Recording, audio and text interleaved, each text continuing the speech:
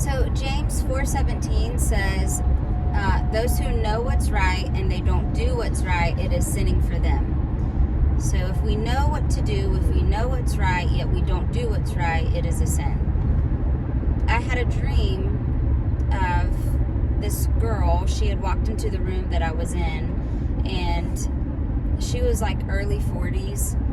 In the dream, she looked very, very sad.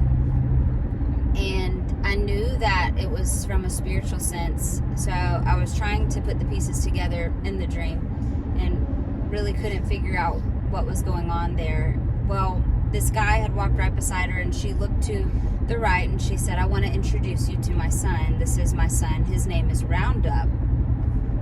And in the dream, I remember thinking, what an odd name to name your son, Roundup. But then I woke up. And so, of course, I went to Google. I mean, obviously, we know what Roundup means. But I just wanted to see all the different definitions. And one of the definitions is a summary of facts.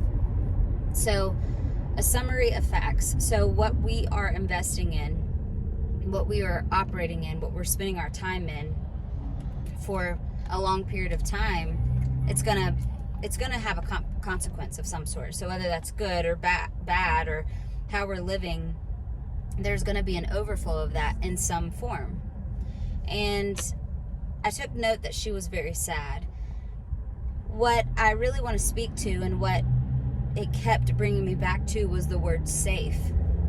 You know, when you round up, you're not going over the amount, you're under it, and you're just trying to get to where you're wanting to go. And as believers, we aren't called to live safe. You know, if we're always comfortable with life or our situation, then are we really growing? And that's the question, you know, because if we're living at times in uncomfortability or facing situations that we genuinely have to step out in faith in, then we're growing. And that goes for anything. You know, when you start a new job and it's just so uncomfortable, but you know that this job is a good job for you, or it's going to get you into the door for the next job, you're in a season of growth because there's a learning curve there. There's something that you're just not very used to doing that you've been doing. And so I just really want to encourage you. And I really also wanted to speak to those that know what's right yet are not doing what's right. And obviously a lot of these videos that you hear from me, or pretty much every video, it's because I've lived it. It's because I've gone through it. So, which is why I feel I have grounds to speak about it.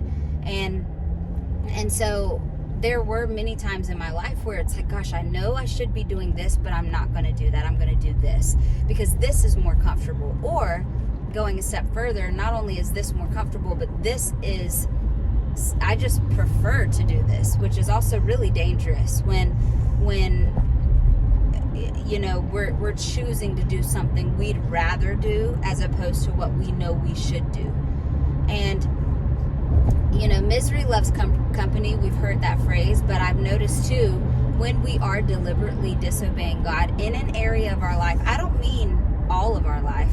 I'm speaking to those that genuinely do love God, spend time with God, but 80% of their life is surrendered to Him. But there's a 20% that they have, and they're just kind of keeping that 20%. Like, God, you've got the 80, but like the 20, this specific area, it's going to be mine.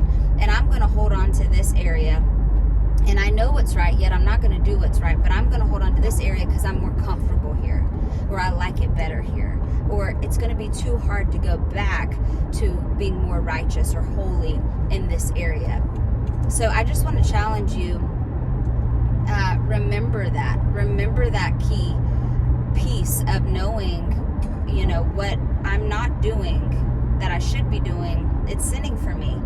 Don't compare your life or yourself to others around you, because others around you may not have that same conviction.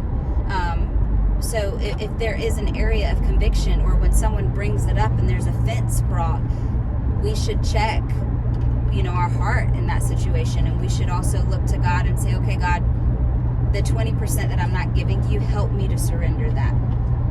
And I want to live a life where I'm growing. I want to live a life where maybe I get uncomfortable at times, because that's when I know that I'm making steps and strides towards where you want me to be.